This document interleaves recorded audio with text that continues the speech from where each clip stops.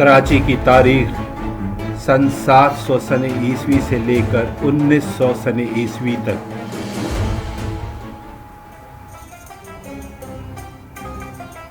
कराची तारीख के झरोखों में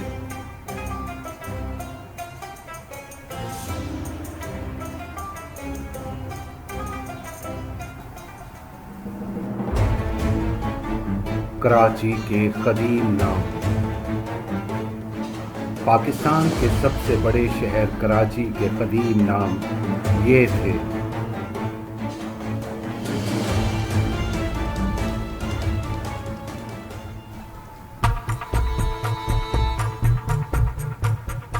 कुरोकोला।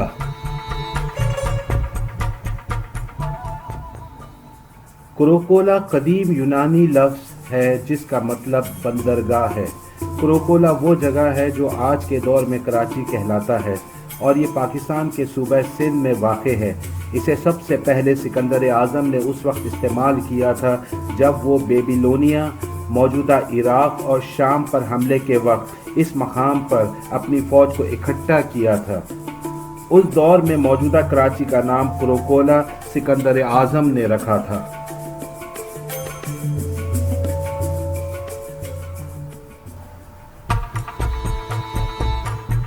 बारबेरिकॉन। कराची का दूसरा कदीम नाम बारबेरिकॉन था। बारबेरिकॉन कदीम यूनानी लफ्ज़ है जिसका मतलब बंदरगाह है। इस बंदरगाह का मकसद बहिरा हिंद के रास्ते मशरिक़ वस्ता जिनमें बहरीन, तुर्की, मिस्र, ईरान, इराक़, एशिया, अफ्रीका और यूरोप के कई ममालिक शामिल हैं के दरमियान तिजारत की जाए और आमदरफ्त का सिलसिला शुरू किया जा सके। बारबेरिकॉन भी आज के दौर में कराची बंदरगाह का नाम था। नवानर। नवानर भी कराची का एक कदीम नाम था।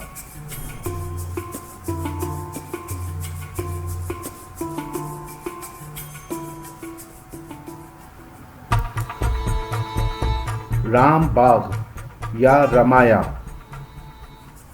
राम बाग कदीम ज़माने में कराची का वो हिस्सा है जहां आजकल आराम बाग मौजूद है। राम बाग बिगड़ते बिगड़ते आराम बाग बन गया। हिंदू अकीदे के मुताबिक हिंदुओं के देवता राम, सीता और लक्ष्मण ने इस जंगल में 14 साल गुजारे थे। उस ज़माने में ये जगह पानी की फरावानी थी और इसलिए इस जगह पर कई कुएं खुदवाए गए थे ताकि इर्द गिर्द में रहने वालों को पानी फराहम किया जा सके। इस जगह को राम के नाम की मुनासिबत से रामाया भी कहा जाता था।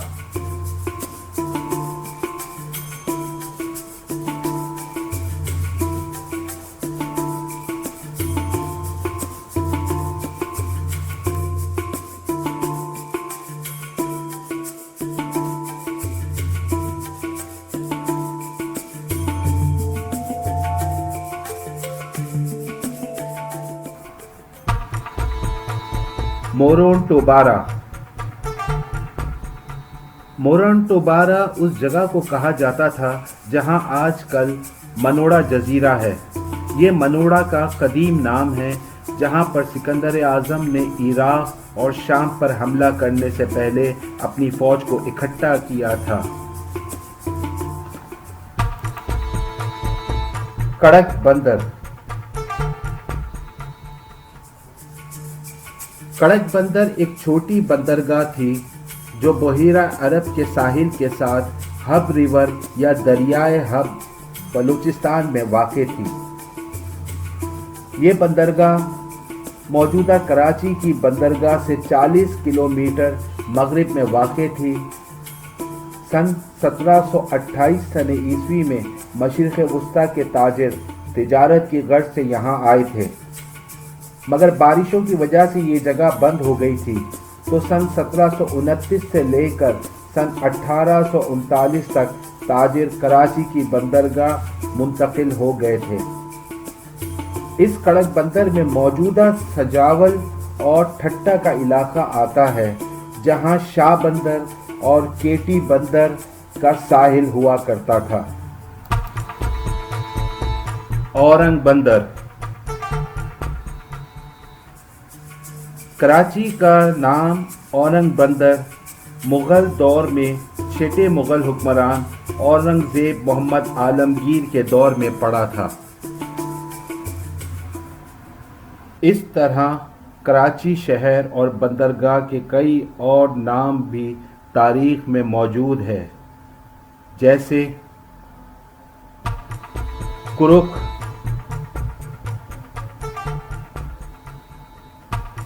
मिनागरा,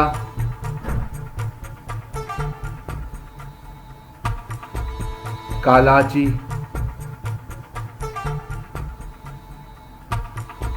कालाची जोगोट, भंबोर और दीबल काबिले ज़िक्र हैं। कराची मोहम्मद बिन कासिम के दौर में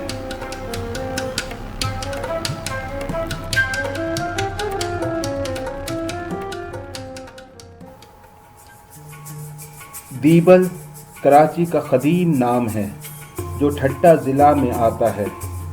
एक नज़रिया यह है कि दीबल लफ्ज़ देव मालाई से निकला है, जिसका मतलब हिंदुओं के देवता का घर है। बर्र-ए-सग़ीर पाक व हिंद में इस्लाम इसी रास्ते से दाखिल हुआ, जिसका सेहरा मोहम्मद बिन कासिम को जाता है। सन 1711 सने ईस्वी में बनु उमैया के अरब सपे सालार मोहम्मद इब्नुल कासिम ने दीबल मौजूदा ठट्टा के रास्ते सिंध में सिंधी बरहमन राजा दाहिर को शिकस्त देकर कदम रखा और इस्लाम को पहली मर्तबा सिंध में फैलाया।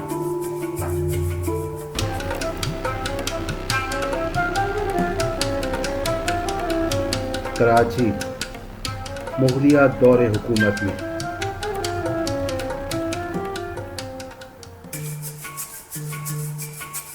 मुग़लिया सल्तनत के तीसरे मुग़ल हुक्मरान शहंशाह अकबर के दौर में उनका वज़ीर मिर्ज़ा ग़यास बेग, जो मौजूदा सिंध का गवर्नर भी था, बड़ी कोशिशों से सिंध को पुर्तगालियों के कब्ज़े से छुड़ाया और सिंध, ठट्टा या दीबल का इंतज़ाम अपने हाथ में ले लिया और उसने यहाँ पर बरसों हुकूमत की।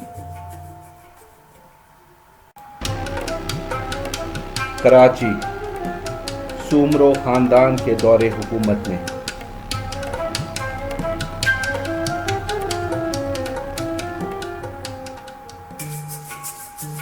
सन 1026 से लेकर सन 1356 तक मौजूदा बदीन ज़िले में सुमरो ख़ानदान की हुक्मरानी रही और फिर वो सन 1440 सने ईस्वी में मौजूदा उमरकोट के इलाके में हुक्मरान रहे।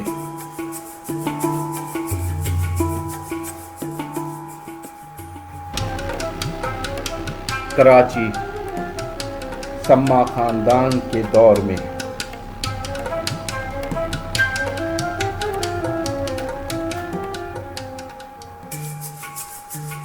पंजाब और बलूचिस्तान से ताल्लुक़ रखने वाले जो जामोट कौम कहलाती है, सन 1351 सने ईस्वी से लेकर सन 1524 सने ईस्वी तक हुक्मरानी करने वाले इस सम्मा ख़ानदान ने मौजूदा ठट्टा पर कब्ज़ा कर लिया था और उसे सम्मान नगर का नाम दे दिया था।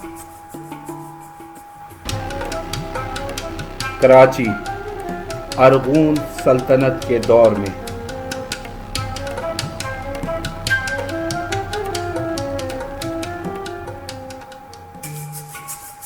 सन 1525 सने ईस्वी से लेकर सन 1554 सने ईस्वी तक तुर्कों और मंगोलों की हुकूमत कायम हुई, जिन्होंने अफ़गानिस्तान اور سندھ کے درمیانی علاقوں کو اپنے قبضے میں لے کر حکومت کی تھی۔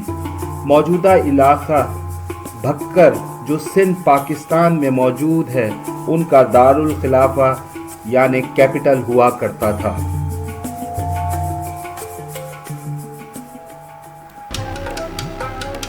کراچی کلہوڑو قبیلے کے دور حکومت میں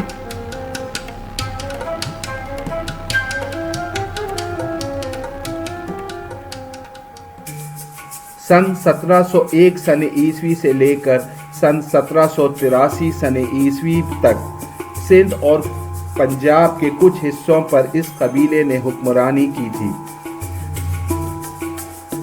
سن 1710 سن عیسوی سے سن 1768 سن عیسوی تک ان کا دارالخلافہ خدا آباد کہلاتا تھا۔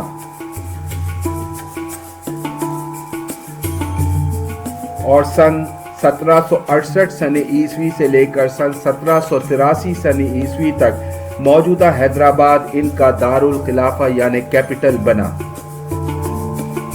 بعد ازاں کلہوڑو دور میں شہر کراچی کی بنیاد پڑی جب مائی کولاچی نے سمندر کے کنارے بستی بسائی تھی۔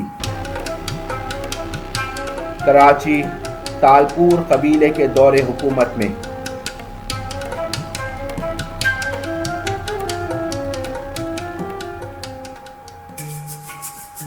تالپور سندھ میں رہنے والی بلوچ قوم تھی جن کی زبان سرائکی تھی۔ اس خاندان نے سن 1783 سن عیسوی سے لے کر سن 1843 سن عیسوی تک پنجاب اور بلوچستان کے علاقوں پر حکومت کی تھی اور سن 1955 تک ضلع خیرپور کو پرنسلی اسٹیٹ کا درجہ حاصل ہو گیا تھا۔ سن 1795 سن عیسوی میں کولاچی جو گوٹ خان آف خلاد کے حکومت میں شامل ہو گئی تھی۔ انگریزوں نے کولاچی جو گوٹ میں ایک تجارتی کارخانہ بھی لگایا تھا، مگر تالپور کے زیر تسلط رہنے کی وجہ سے انہیں یہ کارخانہ 1 سال میں ہی بند کرنا پڑا۔ شہر کراچی میں بھمبور کی تاریخ۔ بھمبور پہلی صدی عیسوی کا ایک شہر تھا جو آج کے موجودہ نیشنل ہائی وے N5 کے مشرقی کراچی کی طرف اس شہر کے آثار پائے گئے تھے۔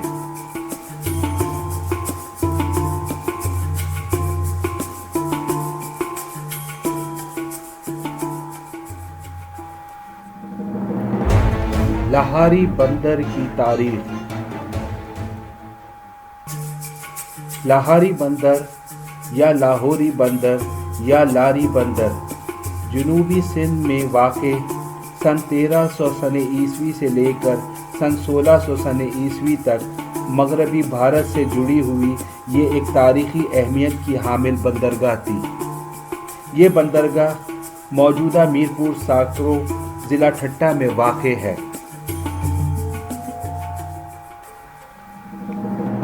اللہ ڈینو گاؤں یا اللہ ڈینو ولیج۔ اللہ ڈینو گاؤں ہڑپا دور کا ایک گاؤں تھا جو کراچی کے مشرقی حصے میں 40 کلومیٹر کے فاصلے پر موجودہ کراچی سے دور تھا۔ اس کا رقبہ 14 ایکڑ پر محیط تھا۔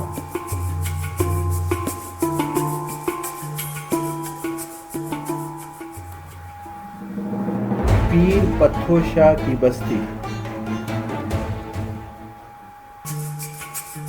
موجودہ ہب ندی کراچی کے دہانے پر پیر پتھو شاہ کی بستی قائم تھی۔ ماہر آثار قدیمہ کے عبدالرؤف خان نے اس بستی کو دریافت کیا تھا۔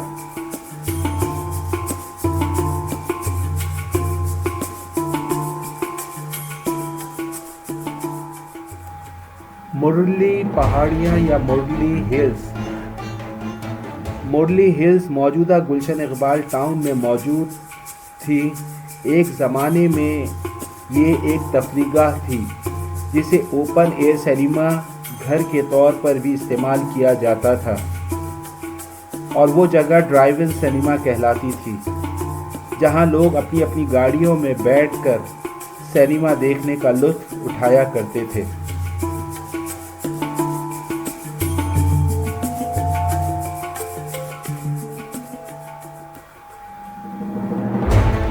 کولاچی، کراچی کا قدیم نام کولاچی تاریخ کے جھروکوں میں۔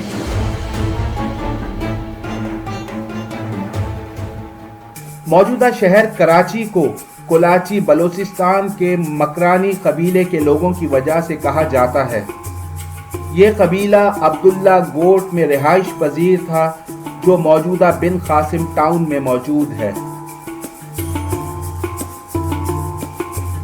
مرزا غیاث بیگ جو تیسرے مغل حکمران شہنشاہ اکبر کا وزیر تھا، اپنے زمانے میں اس ساحلی سندھ کے علاقے میں ترقیاتی کام شروع کیے تھے، جس میں ضلع ٹھٹہ کا علاقہ بھی شامل تھا۔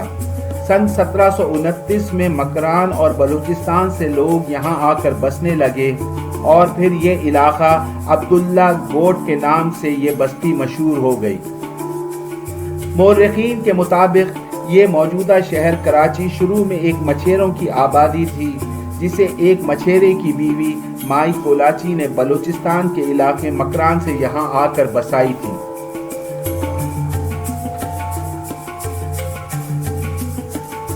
دراصل مائی کولاچی کا شوہر سمندری طوفان میں لاپتہ ہو گیا تھا۔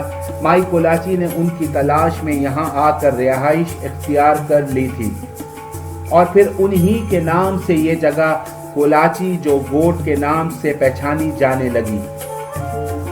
آج بھی مائی کولاچی کی نسلیں بن قاسم ٹاؤن میں موجود عبداللہ گوٹ میں رہتی ہیں۔ کولاچی لفظ کولان سے اخذ کیا گیا ہے اور کولان ضلع گوادر کی تحصیل پسنی میں رہنے والے بلوچوں کا قبیلہ تھا جسے کولانچی کہا جاتا تھا۔ کراچی میں منوڑا یا مورنٹو بارو کی تاریخ۔ منوڑا یا مورنٹو بارو ایک جزیرہ نما تھا جو موجودہ کراچی کی بندرگاہ سے قریب تھا۔ سن 1800 عیسوی میں سندھ میں جب مسقط اور مشرق وسطی پرشین گلف کے درمیان تجارت شروع ہوئی تو اس بندرگاہ کولاچی کی حفاظت کے لیے یہاں ایک قلعہ تعمیر کیا گیا تھا اور مسقط سے کچھ توپیں یہاں لائی گئی تھیں جو قلعے پر نصب کی گئی تھیں تاکہ علاقے کی حفاظت کی جا سکے۔ اس قلعے کے 2 دروازے تھے۔ ایک دروازہ جو سمندر کی جانب کھلتا تھا اسے کھارا در کہا جاتا تھا اور دوسرا دروازہ جو لیاری ندی کی طرف کھلتا تھا اسے میٹھا در کہا جاتا تھا۔ یہ دونوں دروازے یا دونوں علاقے آج بھی کھارا در اور میٹھا در کے نام سے مشہور ہیں۔ Karachi British East India company کے دور حکومت میں۔ کولاچی جو کوٹ دریائے سندھ کے دہانے پر ہونے کی وجہ سے انگریزوں کے لیے سونے کی چڑیا کی حیثیت اختیار کر گئی تھی اور وہ اس پر اپنا قبضہ چاہتے تھے۔ 3 فروری سن 1839 میں کولاچی جو گوٹ جو موجودہ کراچی ہے کو کلہڑو قبیلے نے خان آف خلات سے اپنے بھائی کے قتل کے جرمانے کے عوض حاصل کر لیا تھا اور اس طرح کولاچی جو گوٹ کراچی تالپوروں کے قبضے سے نکل کر کلہڑوں کے قبضے میں آ گیا اور ان کے ذریعے انگریزوں نے اس بندرگاہ کو روسیوں کے خلاف استعمال کرنے کے لیے افغانستان اور مشرق وسطیٰ کے ذریعے اس میں داخل ہو گئے۔ برٹش ایسٹ انڈیا کی کمپنی کے چارلز جیمز نیپیئر نے سن 1843 میں میانی کی جنگ میں اسے تالپوروں سے اپنے قبضے میں لے لیا تھا اور 104 سال تک کراچی پر قابض رہے۔ کراچی برٹش راج کے دور میں۔ سن 1795 میں کراچی بلوچی تالپوروں کے قبضے میں تھا، مگر سن 1843 میں برٹش ایسٹ انڈیا کمپنی کے قبضے کے بعد اس پر برطانوی راج کا حکم چلتا تھا۔ سن 1799 میں اس دوران ایک کارخانہ بھی لگایا گیا تھا مگر 1 سال میں وہ بند ہو گیا تھا۔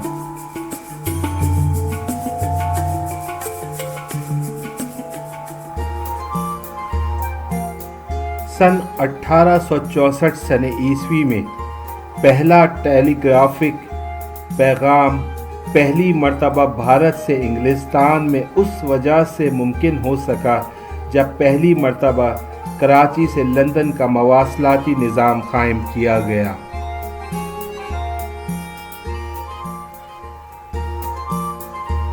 سن 1878 میں شہر کراچی میں ریلوے کا نظام قائم کیا گیا تھا جو اس وقت کے برطانوی راج میں بھارت کے شہروں سے منسلک کیا گیا تھا۔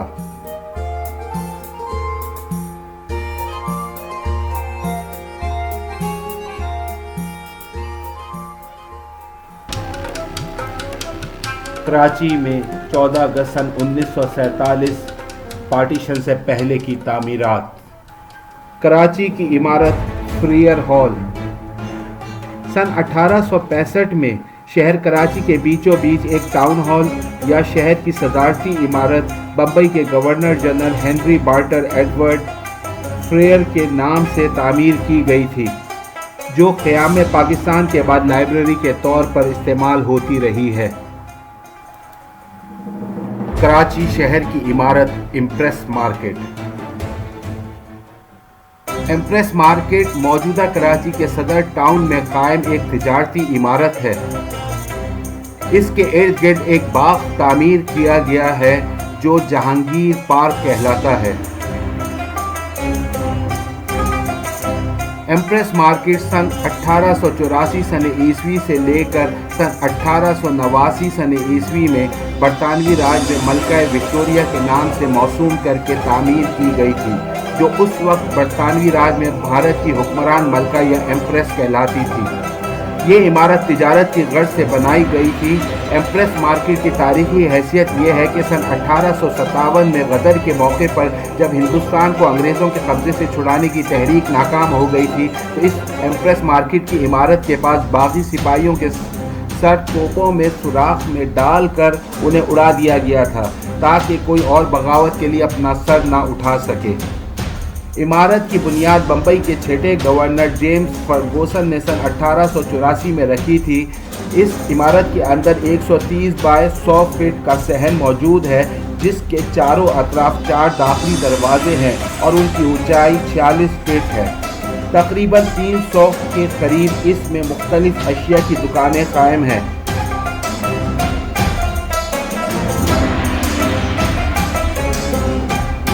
140 فٹ کی بلندی پر ایک گھڑیال گھر کلاک ٹاور بھی تعمیر کیا گیا تھا، جس پر چیتے کے سر کی جھلک نظر آتی ہے۔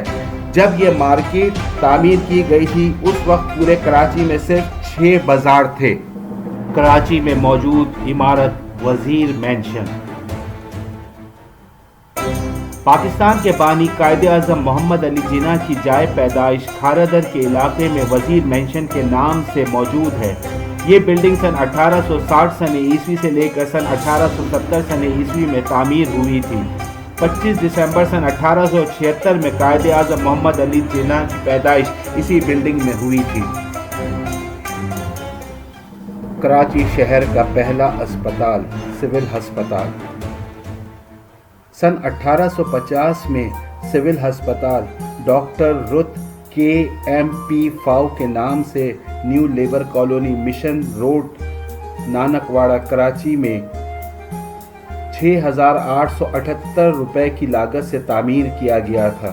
اسے باقاعدہ سن 1854 میں ہسپتال کا درجہ حاصل ہوا تھا، جو سول ہسپتال کراچی کے نام سے پہچانا جانے لگا۔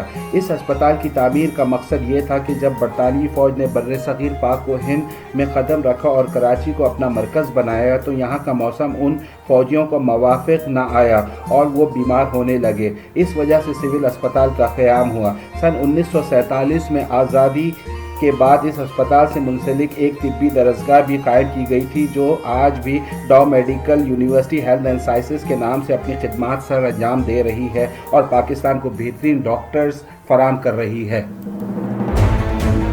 Lady different hospital. وائس رائے ڈفرن کی بیوی ایلگن ڈفرن نے اس اسپتال کا 1898 میں افتتاح کیا تھا۔ لیڈی ڈفرن ہسپتال کو بنانے میں مقامی سوشل ورکر عید الجی ڈنشا نے مالی مدد کی تھی۔ یہ اسپتال غریب اور نادار عورتوں کی زچگی اور نسوانی بیماریوں کے علاج کے لیے بنایا گیا تھا، جہاں ان کا علاج مفت ہوا کرتا تھا۔ بعد ازاں یہ لاؤزی لارنس نرسنگ ٹریننگ انسٹیٹیوٹ کے طور پر نرسنگ انسٹیٹیوٹ بن گیا، جو اس زمانے میں کلکٹر آف کراچی کی بیوی تھی، اور یہ اسی کے نام سے موسوم ہو گیا۔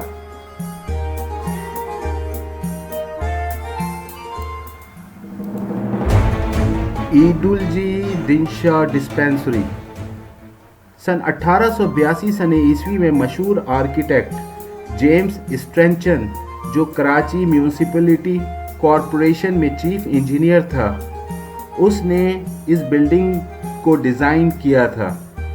عید الجی ڈنشا نے 5500 روپے میں یہ عمارت تعمیر کروائی تھی، جو صدر کے علاقے میں ایمپریس مارکیٹ کے بالکل برابر میں موجود تھی۔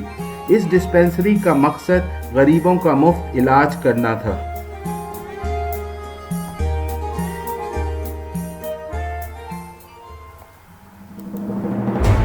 Narayan Jagannath Vaidya high school NJV school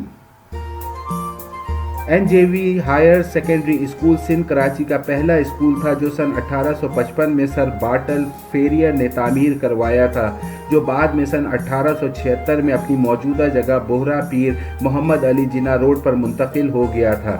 NJV school سر نارائن جگناتھ ویدیا ہائی اسکول کے نام سے موسوم کیا گیا ہے، جنہوں نے اسے تعمیر کروانے میں بیش بہا مالی امداد فراہم کی تھی۔ یہ ایک 3 منزلہ عمارت ہے، جس میں 40 کمرے ہیں، جہاں بچوں کو تعلیم دی جاتی ہے۔ اس کے علاوہ آرٹ لیبارٹری، 3 IT روم اور آڈیٹوریم بھی موجود ہے۔ اس اسکول کے سب سے پہلے بیچ میں 68 شاگرد تھے، جن میں سے 12 کا تعلق مسلم گھرانے سے تھا۔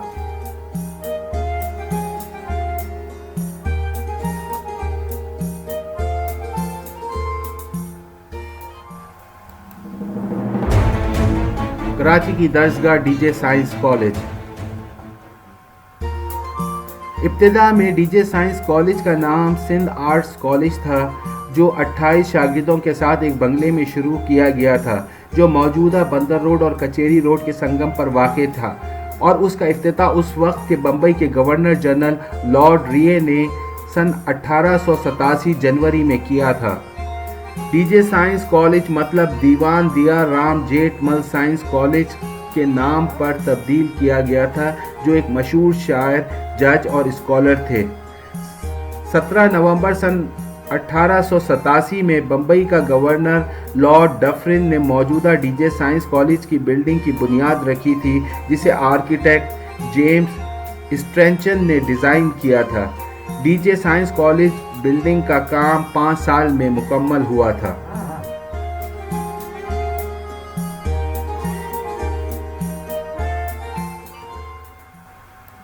بائی ویر بھائی ji Soparivala Parsi school BVS school.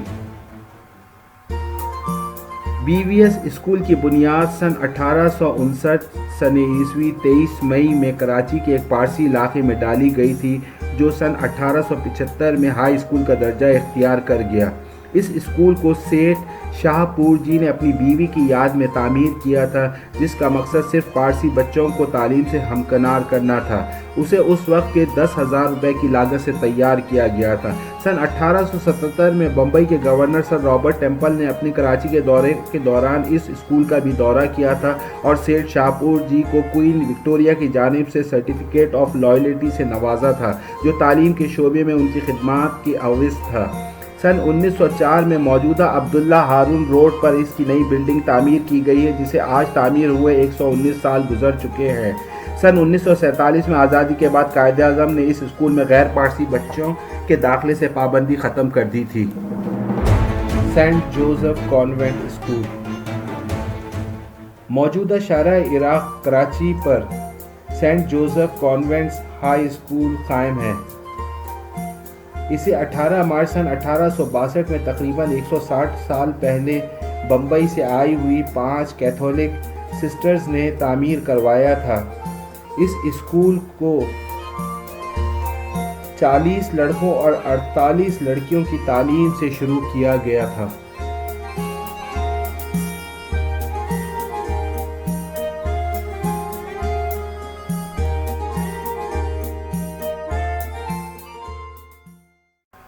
Karachi grammar school. Karachi grammar school پورے پاکستان میں سب سے پرانا اسکول ہے اور ایشیا کا دوسرا قدیم اسکول ہے۔ Karachi grammar school sir Henry bottle فیریئر نے سن 1854 میں 4918 روپے سے تعمیر کیا تھا۔ اس اسکول میں برطانوی افسروں کی اولاد یا امیر انڈین کی اولادیں پڑھا کرتی تھیں۔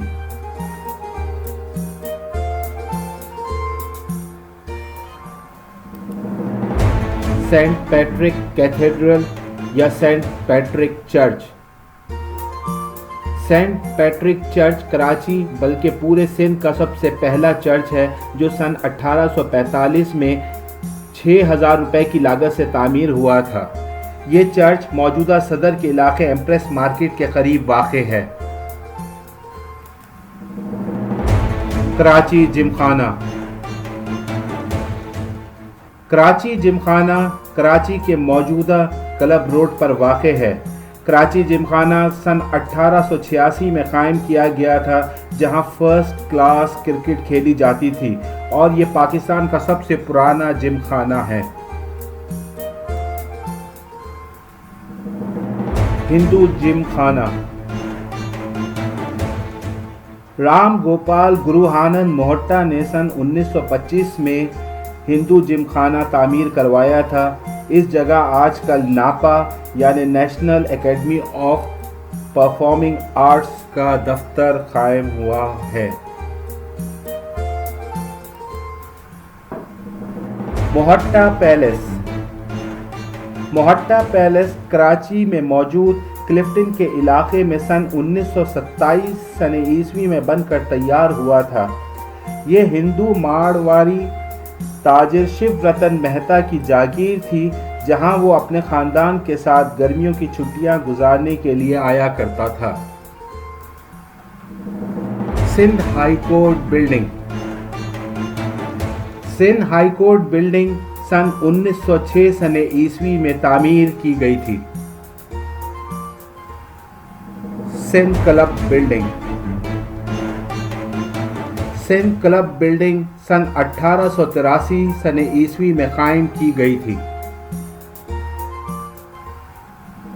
Karachi port trust building. Karachi port trust building سن 1887 میں قائم کی گئی تھی۔